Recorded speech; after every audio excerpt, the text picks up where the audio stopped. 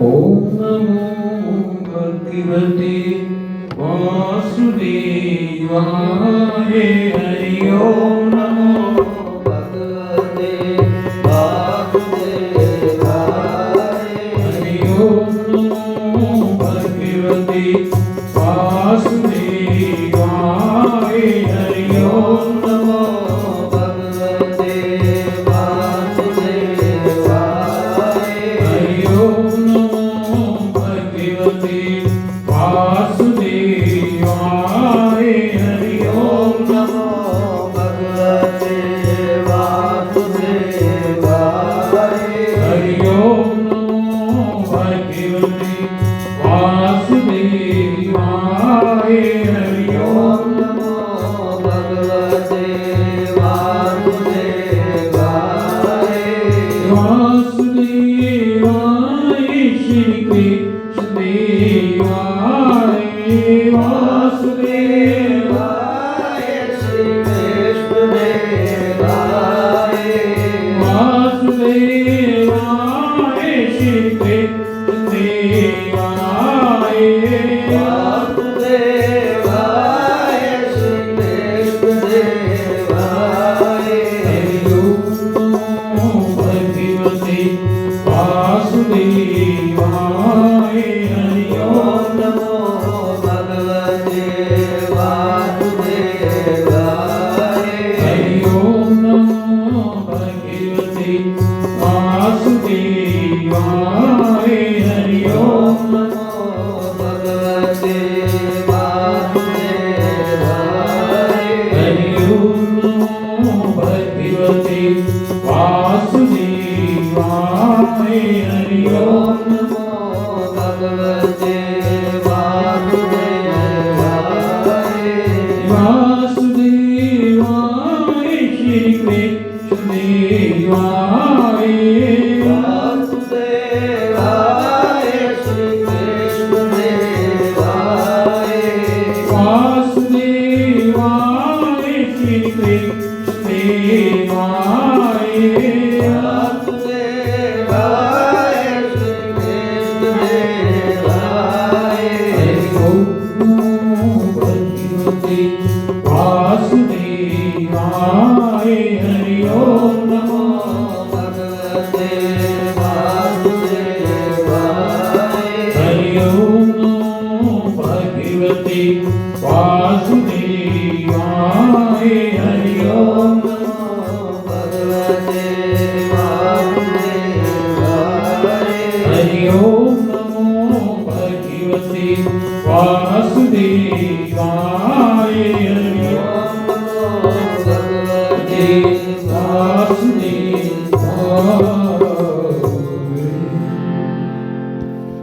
बोल श्यामति रामचंद्र महाराज की जय। बोल उमापति महादेव की जय। बोल राधे हरि कृष्ण चंद्र महाराज की जय। बोल पवन सुत हनुमान की जय। बोल श्री मां गंगे मैया की जय। बोल जगत गुरु बाबा श्री चंद्र जी महाराज की जय। बोल श्री सतीबाई सईदास सई महाराज की जय। बोल श्री सतगुरुदेव भगवान की जय। बोल कार्तिक महात्म्य की जय। बोल साचे दरबार की जय। राजा पितु कहने लगे कि नारद जी, अब भक्तों के दुखों को नष्ट करने वाले भगवान की पूजा के कुछ इतिहास वर्णन कीजिए। तब नारद जी कहने लगे कि पितु, मैं तुमसे एक पुरातन इतिहास कहता हूं कि चोल नाम का एक राजा कांतिपुर में राज्य करता था। उसी के नाम से चोल देश का नाम पड़ा। उसने बड़े बड़े यज्ञ किए। ताम्रपनी नदी के किनारे पर सोने के यज्ञ आरंभ बड़ी शोभा को प्राप्त होते थे। उसके राज्य में कोई भी दुखी, दरिद्री, पीड़ित तथा पापी नहीं था। वे एक समय अनेक प्रकार के मुनि मुक्ताओं से भगवान की पूजा और प्रणाम करके वहीं पर बैठ गया। उसी समय उसी गांव के विष्णु शर्मा नाम के ब्राह्मण ने बहुत से तुलसी दलों और जल से भगवान की पूजा की। उसने पूजा श्रद्धा से और भाव से की। इस प्रकार तुलसी दलों से राजा की पूजन सामग्री सब दब गई। तब राजा ने कुछ क्रोध करके कहा कि हे विष्णु शर्मा, तुमको पूजन का कुछ भी ज्ञान नहीं। तुमने मेरी मणि मुक्ता और स्वर्ण की पूजा की शोभा तुलसी दल से ढककर समाप्त कर दी है। ऐसे वचन सुनकर ब्राह्मण कहने लगा कि राजन, तुम अभिमान युक्त हो, इसलिए कि भगवान की पूजा नहीं जानते। ब्राह्मण के ऐसे वचन सुनकर राजा बड़े गर्व से कहने लगा कि ब्राह्मण, तुम सब दरिद्री हो, भगवान की पूजा क्या कर सकते हो? भगवान की पूजा कैसे होती है ये तुम्हें पता ही नहीं है। क्या तुमने कोई भगवान का स्थान बनाया या कोई यज्ञ आदि किया? मैं सबके सामने कहता हूं कि देखे, भगवान की भक्ति करके तुम पहले बैकुंठ जाते हो या मैं जाता हूं। ऐसा कहकर राजा गूंगा ऋषि को आचार्य बनाकर बड़े बड़े यज्ञ करने लगा। तो ब्राह्मणों को बहुत सी अन्न और शरणादियों की दक्षिणा देने लगा। ब्राह्मण भी वहीं रहने लगा और भगवान विष्णु जी को प्रसन्न करने के लिए उसने 5 नियम लिए। माघ और कार्तिक का व्रत, तुलसी वन पालन, एकादशी का व्रत और ओम नमो भगवते वासुदेवाय इस मंत्र का जाप। और 5वां नियम, रात दिन भगवान का कीर्तन करने लगा। उसे और कोई काम नहीं था। वे सारा दिन ही हर समय इन 5 नियमों के अंदर रहता। चलते, भोजन करते, सोते, उठते, बैठते सदैव भगवान का स्मरण करता रहता और एक समय भोजन करता। एक दिन विष्णु शर्मा ने रसोई बनाई तो कोई पाक उठा कर ले गया। उसने फिर रसोई नहीं बनाई, जिसके सायंकाल का पूजन व्रत भंग ना हो जाए, इसलिए उसने दोबारा रसोई नहीं बनाई। दूसरे दिन जब रसोई बनाकर जिस समय भगवान का भोग लगाने लगा तो फिर कोई पाक उठा कर ले गया। इस प्रकार 7 दिन तक होता रहा। हर रोज कोई ना कोई उस ब्राह्मण की रसोई का जो बनाता था वो उठा कर ले जाता था और विष्णु शर्मा भी दोबारा व्रत का नियम भंग ना हो जाए इसलिए रसोई नहीं बनाता था और जल पीकर ही अपने जीवन को यापन करने लगा। इस दिन 7 दिन बीत गए। विष्णु शर्मा भूख से अति दुखित हो गया। अब सोचने लगा कि ना मालूम प्रतिदिन कौन हमारा पाक उठा कर ले जाता है। हम भक्तों के आश्रम को छोड़कर जाना भी ठीक नहीं है। यदि दूसरी बार भोजन बनावें तो सायंकाल का नियम छूट जाता है। तब कैसे भोग लगावें और कैसे भोजन करें? विचार करने लगा, सोचने लगा कि क्या करें कि इस भक्तों के आश्रम को छोड़कर भी नहीं जा सकते हैं। तो विचार किया कि अच्छा, आज पूरी तरह ध्यान रखूंगा। ऐसा विचार कर एक जगह छिप कर बैठ गया। थोड़ी देर में क्या देखता है कि एक चंडाल, दुर्बल, दीन मुख, जिसके सिर पर, शरीर पर केवल हाड़ और मांसी रह गए थे, पाक उठाकर चलने लगा। ऐसे दुखी को देखकर विष्णु शर्मा के मन में अति दया उत्पन्न हुई और कहने लगा, भैया रूखा भोजन क्यों ले जाते हो? मेरे पास थोड़ा सा घी है, वह भी ले जाओ। ऐसे ब्राह्मण के वचन सुनकर डर के मारे भागता हुआ चंडाल गिर गया और मूर्छा को प्राप्त हुआ। ब्राह्मण मूर्छित चंडाल को देखकर जल्दी वहां जाकर कपड़े से हवा करने लगा और मन में अति दुखित हुआ कि मन में वो दुखी हो गया कि मैंने क्यों देखा और इस चंडाल को क्यों आवाज लगाई। अगर मैं आवाज ना लगाता तो ये भोजन ही लेकर जा रहा था, गिरता नहीं, और गिरता नहीं तो ये बेहोश नहीं होता, इसको मूर्छा नहीं आती। ऐसा सोचकर वे ब्राह्मण विष्णु शर्मा मन में अत्यंत दुखित होने लगे।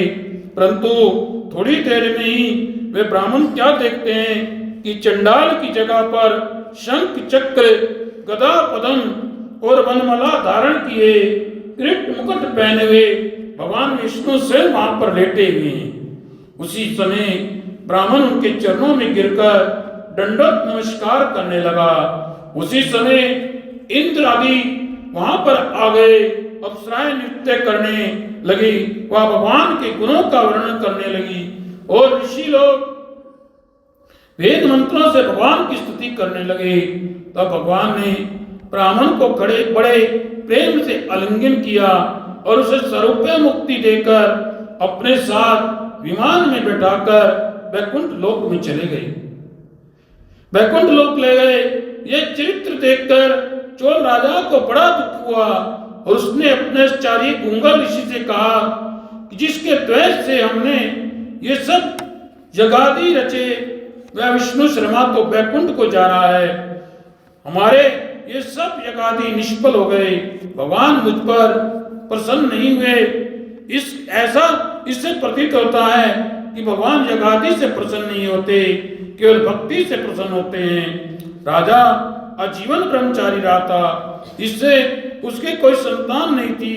अतः अपना सब राजपाट धन आदि अपने भांजे को देकर भगवान मुझको शिथिल भक्ति दें, ऐसा कहकर अग्नि कुंड में अपने आप को भस्म करने लगा। तो यह देखकर गुंगा ऋषि ने क्रोधावश में आकर अपनी शिखा चोटी उखाड़ ली। तब से चोल देश में भांजा मामा का उत्तराधिकारी होता है और आज तक गुंगल गोत्र के ब्राह्मण चोटी नहीं रखते।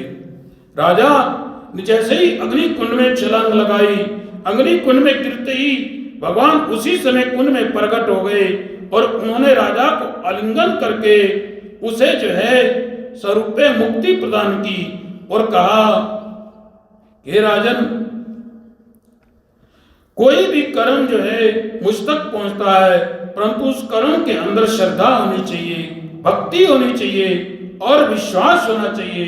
तुमने जो यज्ञादि कर्म किए वो एक द्वेष रख कर किया था, ईर्ष्या रख के की थी, एक ब्राह्मण को नीचा दिखाने के लिए की थी। हे राजन, कोई भी कर्म चाहे वो भक्ति का हो चाहे पुण्य का हो, अगर किसी से ईर्ष्यावश रख किया जाता है, किसी से द्वेष रख के किया जाता है, उसका कोई फल प्राप्त नहीं होता है।